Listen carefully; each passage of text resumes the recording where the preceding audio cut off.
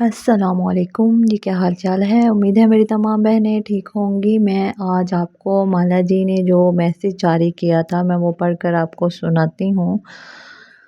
The journey of Mala and Mahir has reached its final chapter, but the lesson and emotions will linger forever.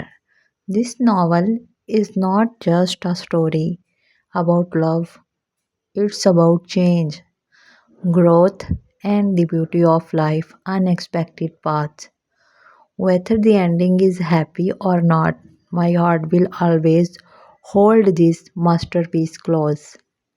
A heartfelt thank you to Nemrah Ahmad for giving us such a timeless tale. True, unforgettable, excited to read. ये जी माला निम्रह अहमद ने माला के बारे में अपना आखिरी message जारी किया था, जो कि मैंने आप सब बहनों तक, रीडर्स तक पहुंचा दिया है। आप भी ज़रूर पढ़िएगा और थैंकफुल टू यू निम्रह अहमद को ज़रूर कहिएगा।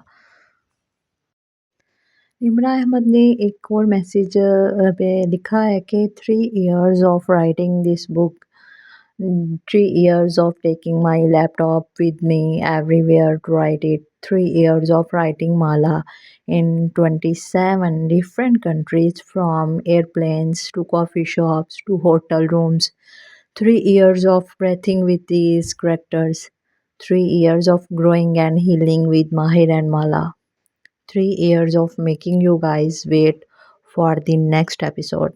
And finally, the journey is coming to an end. The end I had in mind from the day one, save the date 23 December. I hope आपको नावल ज़रूर पसंद आया होगा और प्लीज़ जो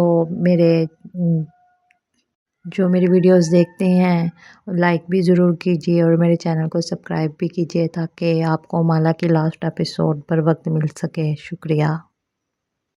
और अगर आप सब जानना चाहती हैं कि निम्रा जी नेक्स्ट जो उनका नावल होगा वो कौन सा है, वो कौन सा लिख रही हैं, उसको जानने के लिए भी मेरे चैनल पर ज़रूर जुड़े रहिए। तब तक के लिए अल्लाह हाफिज़।